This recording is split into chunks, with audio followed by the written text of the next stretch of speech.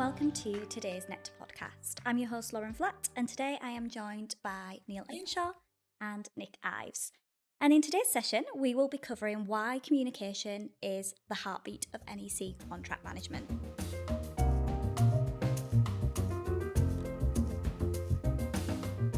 So for those who don't live and breathe NEC, what is the purpose of Section 13, Neil?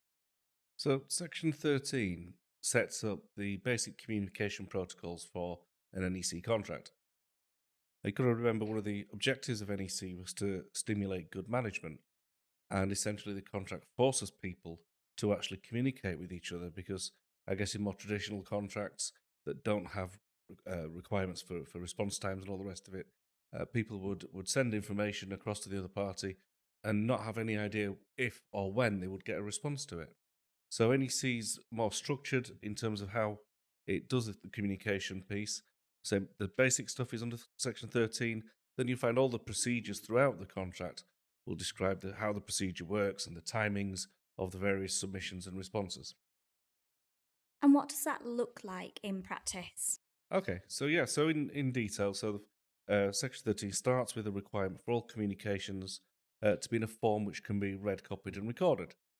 And it says that writing is the language of the contract. So read, copied, and recorded means that for the formal things, we have to make sure we write them down, basically. Then a new requirement to NEC4 was to introduce an option to have a cloud-based system. And the communication would only be valid when it was communicated through that system. So if you are going to use a cloud-based system, it would be the scope that would describe, which system is being used and how you access it and all those kinds of things, I suppose. Then there's a requirement for responses to be within certain timescales, and for certain clauses, the specific clauses will state what those timescales are. But where the contract is silent in terms of how long somebody has to reply, it defaults to something called the period for reply. Now, the period for reply is one of the identified terms. So when you look in the contract, it appears in italics, and that means that the meaning of that term is identified in contract data. So you take your individual contract, look in contract data, and it will tell you how long the period for reply is in your contract. Now, another new feature of NEC4 was to allow people to have different periods for reply for different types of submission. So just picking one simple example, when it comes to the submission and acceptance of design, the contract doesn't say how long that you have to do it or how long the project manager has to reply. So it defaults to the period for reply. Now, often you'll find that the period for reply is stated as 2 weeks, but that's the user's choice. The contract doesn't legislate that.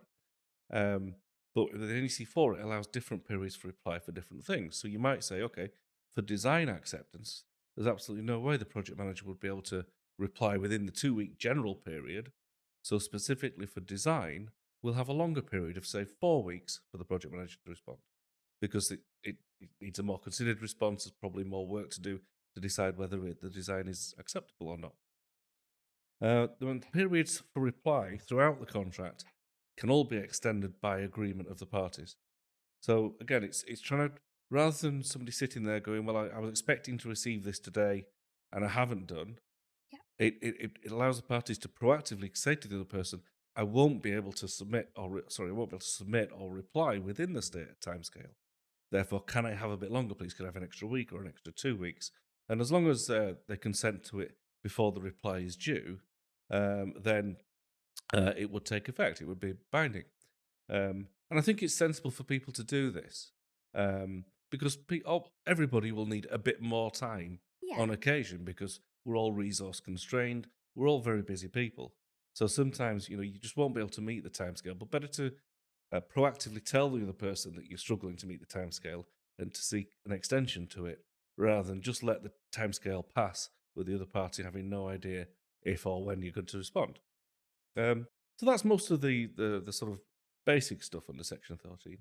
Yeah, excellent. So can we just touch on the power of talk and verbal instructions? Do they count? So let's settle it once for all. What part do verbal instructions have under NEC contracts? Well, again, it goes back to clause 13.1. All communications have to be in a form that can be read, copied, and recorded, which specifically excludes verbal communication. So verbal communication is not valid, not part of an NEC. So no talking to each other when you're working on an NEC contract. Well, hang on a second, that's not right either. We've gone too far the other way here. If you go back to 10.2, which talks about mutual trust and cooperation, it should inform people that we should be doing lots of verbal communication with each other, but have the discipline that when it comes to the more formal side of things, that we write it down. Yeah. Okay. So no, verbal communications have no part in NEC.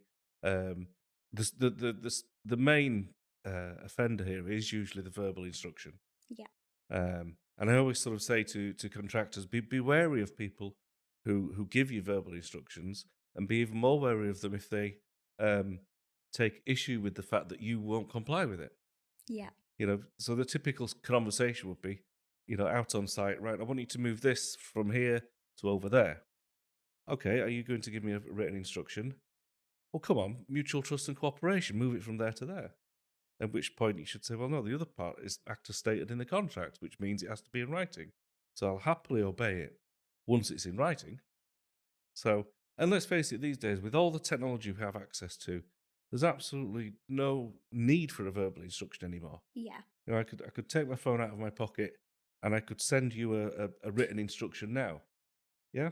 And if you think the system of verbal instructions and confirmations of verbal instructions evolved in the pre-technology era. Yeah. When we were still using carbon pads and things were getting signed off in triplicate. Yeah. That's gone by the wayside now. And say we can all write things down. We can send. Many people have apps on the phone that automate the contract procedures. It's as easy to send a written instruction these days as it is to do a verbal one. Yeah. So, what are the risks when a contractor tries to confirm a verbal instruction as well? Well, the risk is it's not worth the paper it's written on. Yeah. If it's done properly, so there's a form submitted where the contractor clearly describes what they think the verbal instruction was, and then the other party, the project manager, countersigns it to say, I agree, I have given this instruction. And then, if it came to a dispute about whether an instruction was given, that might be good evidence to support it. But why should the project manager why should the contractor be doing the project manager's work for them? Yeah. The project manager should have the discipline, and it should be insisted on, because it's good practice, because we do see issues, and I've had a number of disputes about verbal instructions in the past. We do see issues, and the issue is never at the time that the instruction is given, where one party says to the other, can you just move it from there to there? And they, oh yeah, that's fine. And everything is fine from an operational point of view. The problem happens, months down the line when it becomes a commercial problem of somebody saying, well, there's no written instruction, therefore there's no compensation event. Yeah. That tends to be the big issue that people have. But even in that scenario, if you've got evidence of some form, even a verbal instruction could still trigger that compensation event in the contract for a change to the scope, because it's the project manager who's been breach of contract for giving the verbal instruction. So there you go. So just in terms of real world communication, I am going to open the floor to both of you. So feel free to discuss it amongst yourselves. But basically, what are the biggest reoccurring communication issues that you're seeing on NEC projects? I think from sort of my experiences, we're seeing the general communication clause, well, section 13 or clause 13, treated as a general communication clause, and not specific to the clauses of the NEC contract. And then it creates sort of ambiguity, really, of what's been instructed or what's been actioned upon. And we're seeing that more and more time again, really. So it's definitely becoming a big issue. I think something we always try and encourage is to choose the relevant clauses under the contract. And that's something we try and do with our own software. So we try and highlight the specific clauses under the contract, so it's not captured under a general clause that can be open to interpretation. And I think there is instances under the contract that it might not be a contractual necessary communication, but it is a general communication. I appreciate that. I understand that does happen on occurrences. But in them instances, it shouldn't be treated as a contractual instruction. I mean, I don't know what your thoughts are on that, Neil, as well. I've had that issue in the past, Nick, where there was communication as a general communication. It was accepted as an instruction by the contractor, so they got on with the work. Then, as I said earlier, it became a commercial problem 3 months later, where the client team were denying this instruction. When you looked at the communication, it said something to the effect of, "We advise you to do this." Well, what does advise mean? Is that an instruction? Yeah. Now, this is a problem, and what I say to contractors is, if you do get the problem, firstly, if you can't objectively look at the communication and see the words "I instruct you," then question it, because I've seen it covered as advice. I advise you to do this. I've seen project managers issuing directives. What's a directive? That's not a thing in the contract either. So unless you can clearly see, ideally across the top of it, project manager's instruction. Ideally, you'd see, under clause, whichever one under the contract it is, 14.3, I'm issuing an instruction to change the scope. Here it is. Then you should question its validity. Yeah. Anything other than that, to me, is a risk, because I've seen it go wrong too many times. But if you follow it through, if this alleged instruction was not given, this means the contractor's done some work that isn't in accordance with the scope, which means that work is defective. So I encourage contractors to correct their defects. And hopefully that would encourage a sensible conversation about, was that instruction actually given? And honestly, this for me comes back to the mutual trust and cooperation bit, which actually requires us to deal with each other honestly and to not improperly exploit each other. Yeah. So, it can be a minefield, but if people have the discipline of following the contract, as Nick says, say which clause you have the power to do this under, is really good practice. Okay, then hopefully that keeps things, straight.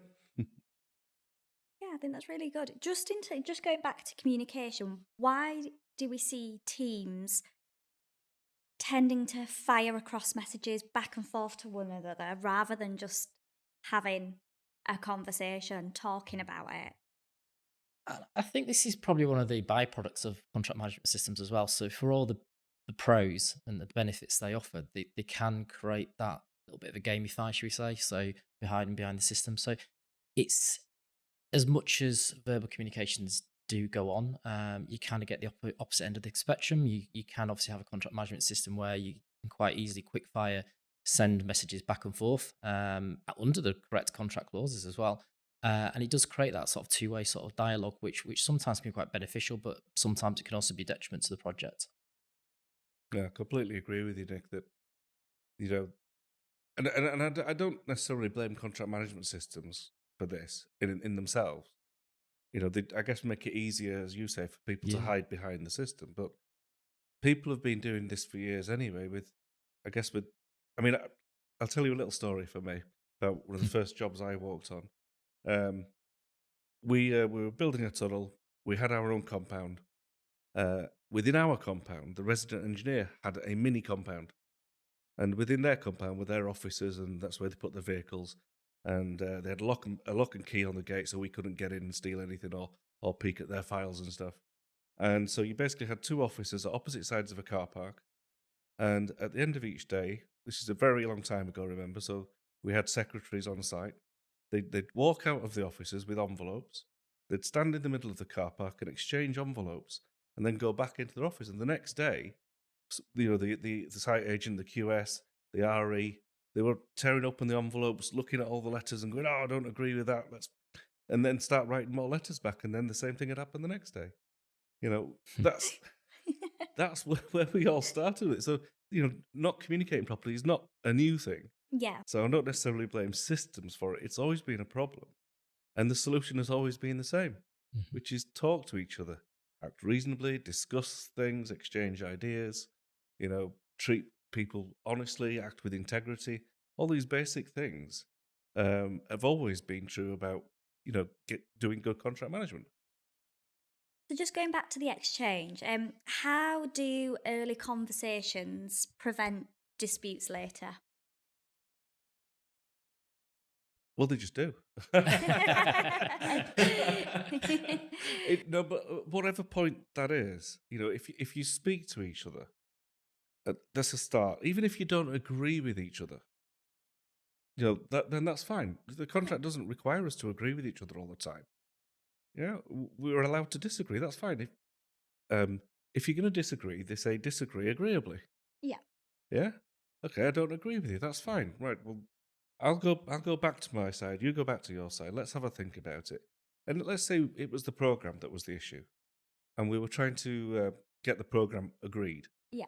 And we don't do that. We get to a sticking point. Well, we can both agree to disagree, walk away, go back, consider our position.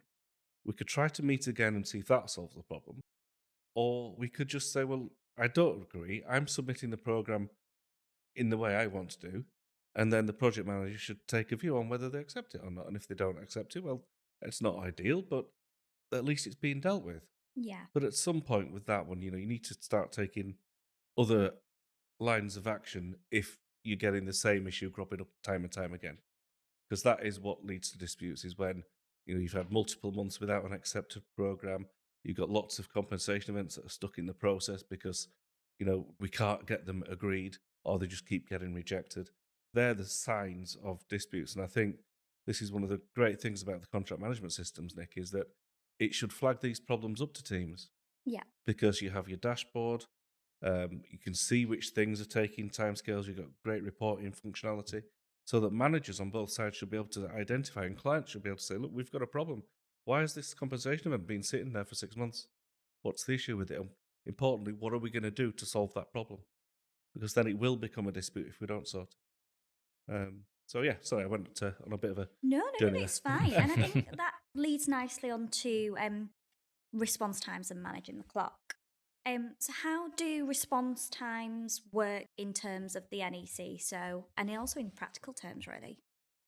So the response times, when you look carefully at the contract, all the response times are stated as within whatever the period is. So we always say when we do training, within means it's a maximum timescale, not a minimum timescale. Yeah. So you have up to 1 week or 2 weeks or 3 weeks to respond.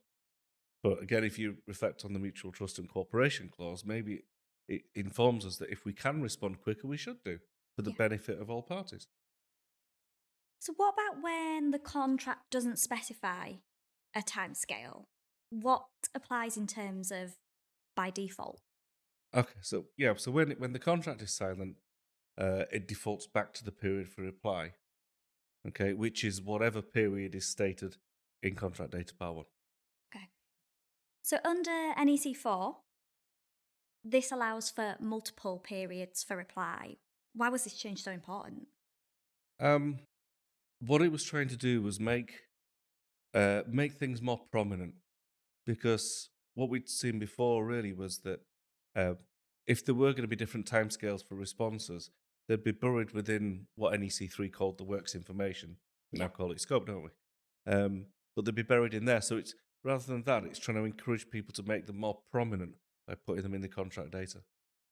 So just going back a little bit, Neil, because you mentioned that timescales are a maximum, not a minimum. What do people usually misunderstand about this? Well, I'd be interested to analyse the data on this, but I have a strong suspicion that usually the response comes on the last day of the deadline. Yeah? Which is either fantastic management or terrible management. I can't make my mind up which one it is. So, you think, what are the chances of this that you always, you're so brilliant at managing your time that you always just do it on the deadline? Or the worst suspicion is that the worst part of it for me would be that what it's forcing is a bad quality decision. Yeah. Just to get it done on time. Yeah. I'll find any reason to not accept the program because I have to do it today. Yeah. Okay, so really, if people can't comply with the timescales, it's back to what we said earlier. Section 13 allows us to extend the periods for reply to things. Yeah. So just be honest with each other and say, look, I'm really struggling to get it done today. Something's come up or whatever, but I'll do it next week. Is that okay? Yeah. And I think putting our sort of practical view on it as well from our experience, that's rarely used as well. We don't see that used in the system. A lot of the systems have their baked into the workflow that you can extend the period for reply, but they just don't get used. Yeah, that's interesting. I did suspect that was the case. Why that is, I'm not sure. Maybe people are doing it informally, or maybe people are just letting things slip. Yeah. And then maybe not enforcing their rights to take action for the non-response. I do think people have to be flexible with each other. That you won't always be able to reply. A bit of give and take. Yeah, okay. Technically, if you don't reply within time, you are in breach of contract. But another example I had was a project manager ringing me up on a Friday afternoon saying, "We have to get a response out today on this compensation event quotation." And I said to him, "Well, look, practically, what can the contractor do about this?" He said, "Well, they can send me the reminder, can't they? They can trigger deemed acceptance." And I said, "Yeah, and then what happens?" "Well, it gives you another 2 weeks." Yeah. Okay. So look, we'll look at it next week and we'll reply. So we'll be late. Technically a breach of contract, but I think for me it's one of the harmless breaches of contract. But importantly, what I said to him was, pick up the phone and speak to the contractor to let them know what we're doing. Yeah. And I think it comes back to managing expectations, doesn't it? Just for people that aren't familiar with NEC, when can a timescale be extended and when can't it be? That's probably quite a tricky one to answer, actually. I mean, the general communication clause does allow for the period for reply to be extended, as Neil's already highlighted. I think all the main sections of, I'm just trying to think off the top of my head now. So all the main sections of the contract, program submissions, design submissions, can all be extended. Compensation events can be extended through the mechanism of the contract. Yeah, absolutely. Yeah, that's right. All the timescales can be extended, but the key part of it is they can only be extended by agreement. Yes. There has to be the consensus to it. In agreement, sometimes you have to explain the simplest things. I have had an example where a project manager has tried to unilaterally agree something, which is completely misunderstanding the essence of agreement. Yeah. It needs both parties to say, one party proposes and the other person accepts. Now we have an agreement. Yeah. So just on the topic of cloud-based systems and why they are essential, why is a cloud-based communication per 13.2 becoming the new norm on NEC projects? But I think the cloud-based systems obviously naturally lend itself to the NEC. One thing about the NEC is actually it's based upon workflow. So before the actual contract clauses of the NEC were drafted, it was actually the workflow of the NEC was drafted first, clauses secondary to that. And because of that, it lends itself perfectly to a contract management system digital workflow. It obviously meets the clauses of the communication under 13 in the way everything's noted down. It can be copied, it can be read. I'm probably quoting this wrong, Neil. You can correct me in a minute. But it also provides that single source of truth as well, and transparency, which is a big thing. So you mentioned earlier on about communications, and I think we've all been there where we've had emails going back and forth. And that can be quite a closed conversation, and not everyone has visibility of the emails that are going back and forth. People move on, issues happen, data can be lost, and I think this is where the contract management systems really go into their own sort of benefit. Really, they provide that single source of truth that multiple parties can manage the system, often in real time as well.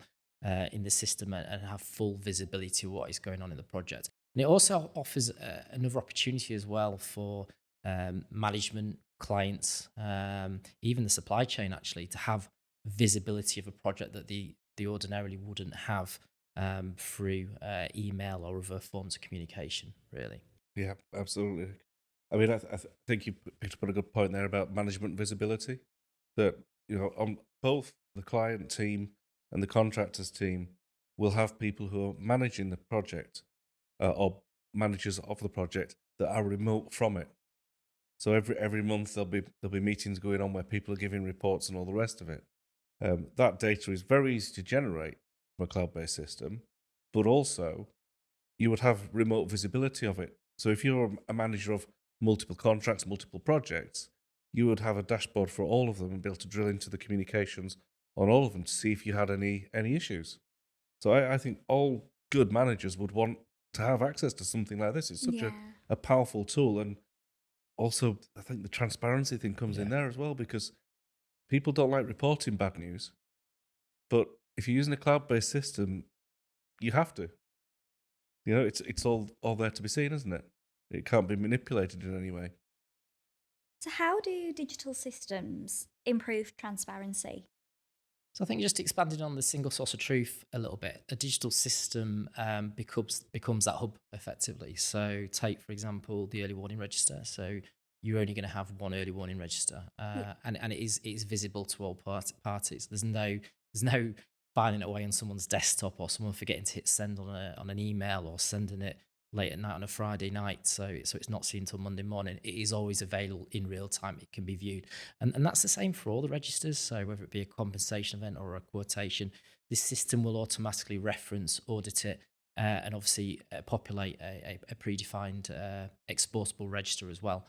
But the also thing I probably want to add as well is deemed acceptances as well. So in practice, deemed acceptances can be quite hard to manage effectively. There's a lot of he said, she said sort of with back and forth on when did a certain party issue a reminder, and again that could be on emails. And I think that's where the contract management systems can really come into their own realm, really, with the transparency side of it, because all the parties to the contract can see that reminder that's been issued for a deemed acceptance, and they can also see when it's been also deemed accepted.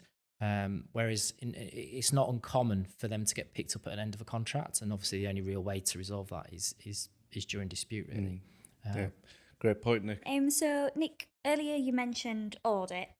Why is auditability so important on NEC? Again, because of the very nature of the structured workflow, and I think obviously Neil covered off section 13 of the contract in detail and the conditions it needs to meet. Where that sort of the contract management system take that to the next level is every click of a button, every action, everything that's done in the system is tracked. Natural by design with the system, you're authenticated into the system, so we know who's in the system, what they're doing within the system, everything's timestamped within the system. So it just naturally builds that audit trail. And should the worst happen and it does go to dispute, obviously it's fully recordable, fully searchable, and obviously all the data's stored as well. So one of the things that I do want to touch on is efficiency. We're always trying to be efficient in day-to-day life. What efficiency gains do you tend to see teams typically seeing? I think one of the biggest, I mean, we could go down all different avenues with this one, but I think one of the biggest ones we see, and we've already touched upon it, is reporting, especially on the larger sort of frameworks, for example.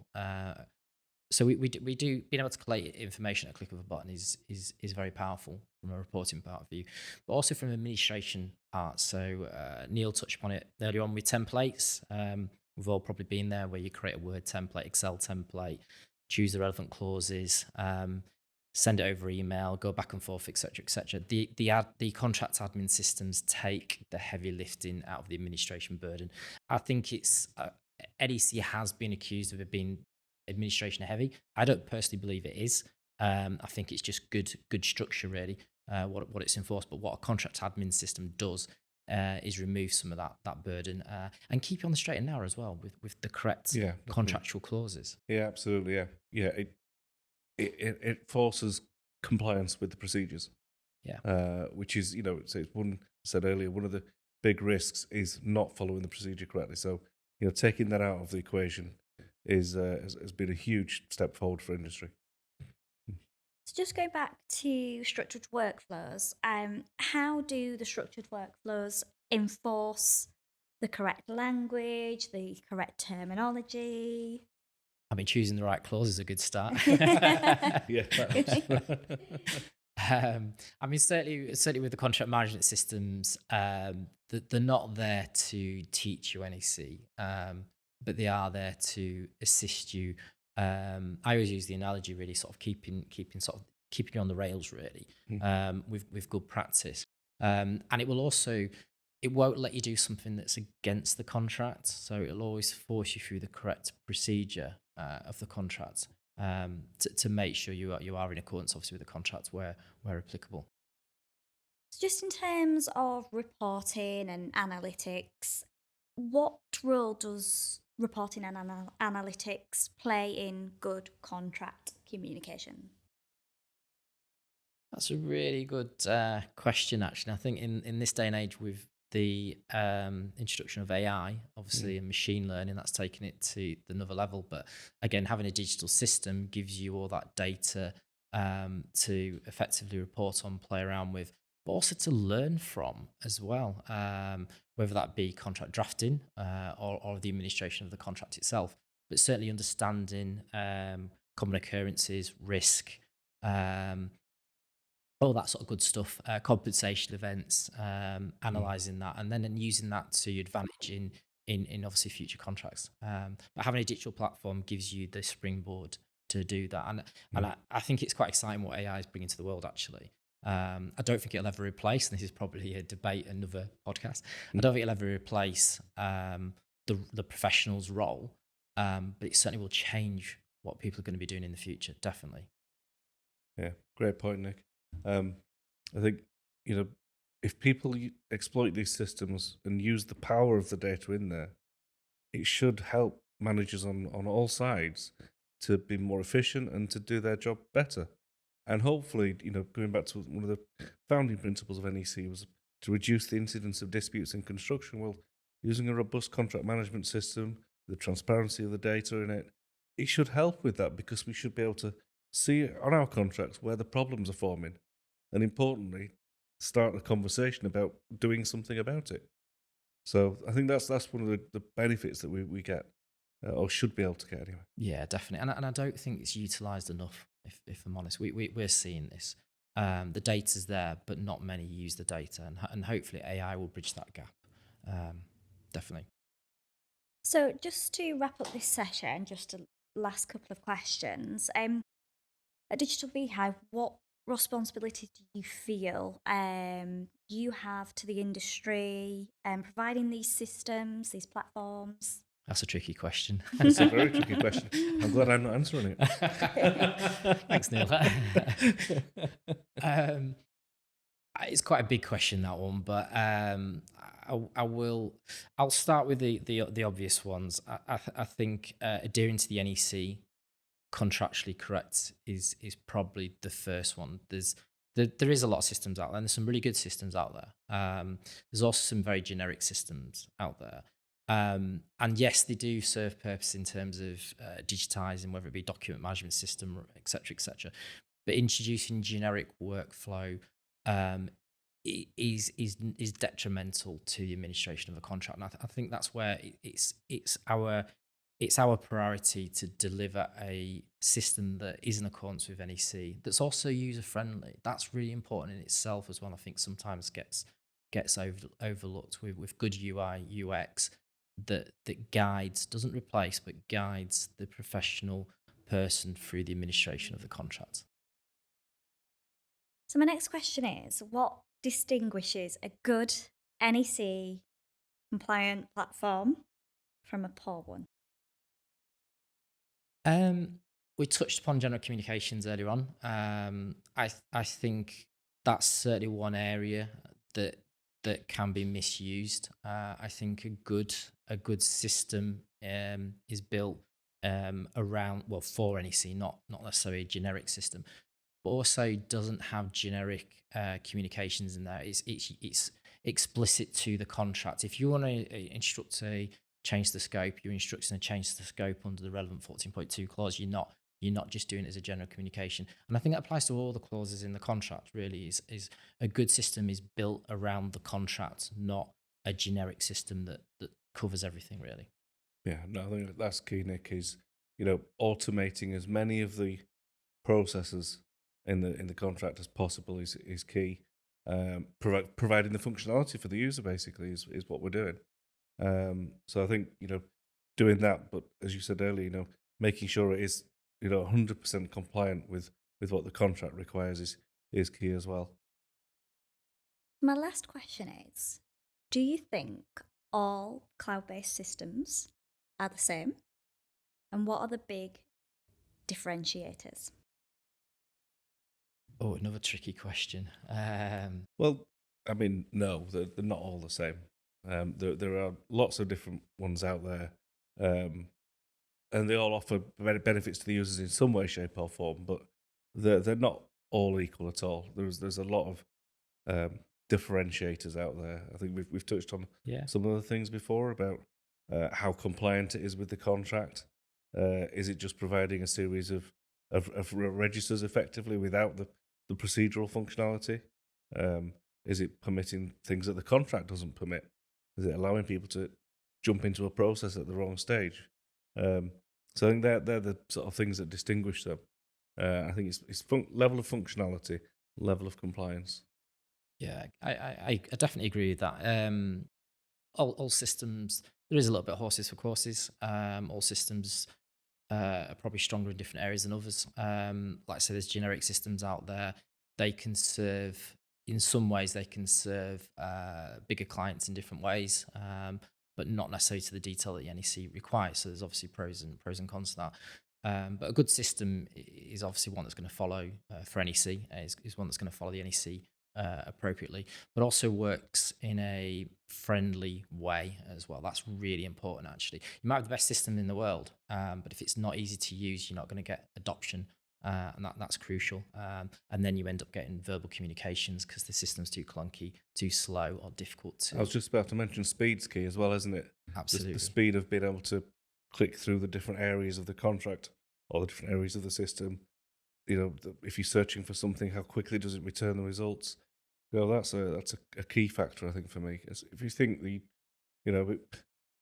we're old enough to sort of been around before things like this existed, but if you think of the generation that's coming through now, they've been on broadband connections all their life. They've got 5G connections. They're used to gaming on Xboxes at home where everything is very, very quick. And suddenly you're using a system that might have been around for a long time, and it's suddenly slowing you down. Yeah. So I think that speed will be increasingly important for the younger professionals coming through industry. Absolutely. And designing a system around managing multiple contracts is an interesting one as well. And that's something as a company we've made a sort of design change on our own software for. So gone are the days you're managing just one contract with a contract management system. Now you might be managing a portfolio of 100 contracts effectively. So the system needs to be able to manage at a global scale as well. So that's really important. Yeah, and that's really powerful for any organisation, any of the larger organisations that have multiple projects that are spread across geographic regions. That is an absolute game changer for them. Yeah. So lastly, is there any key tips or takeaways from this podcast just in terms of communication and the discipline of communication? I think the number one thing I would say is the communication clauses in the contract is don't abuse Section 13. I think that's definitely one of the key ones. If you're going to instruct something, instruct it under the appropriate clause, not just under 13. Cloud-based contract management systems. They're not a requirement, but there's so many benefits that you can get, not just from a practical point of view, but from dispute avoidance, from administration, through transparency, through reporting. The benefits are endless. Again, not mandatory, but I would definitely recommend obviously exploring contract management systems, and there are a few out there. So this isn't a one fits all. There is a little bit of horses for courses with the different systems out there. Yeah, and indeed, for me, I think using the tools that are available to us in the contract. Yeah. Okay. So, we've got various acceptances. We've got the deemed acceptance provisions. These tools are there to help us to be effective managers. So we should use them and always go back to Clause 10. And doing both parts of Clause 10 well are absolutely fundamental to the success of any project. We have to act as stated in the contract, but we have to do so in a spirit of mutual trust and cooperation. Yeah. And, people sort of sometimes agonise over, well, what does that mean? It doesn't mean anything, mutual trust and cooperation. Well, if you take a simple example of programme submission and acceptance. 10.1 says, usually every month the contractor would update the programme, submit a revised programme for acceptance by the project manager. The project manager has 2 weeks to reply with either accept or not.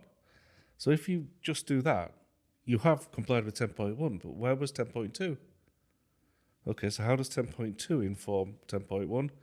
Well, where are the conversations about the programme? Where's the meeting to discuss it, to review it, to try and get it so it's agreeable to both parties so that we can increase the chances of it being accepted? So that's the absolute nub of this. It's not doing one thing or the other. You have to do both things well continually, even when, and even more so when things are not going well, when pressure's on, relationships getting strained. We have to double down and work even harder to avoid ending up with a problem. Thank you, Neil. Thank you, Nick. And that's a wrap for today's podcast on why communication is at the heartbeat of NEC contract management.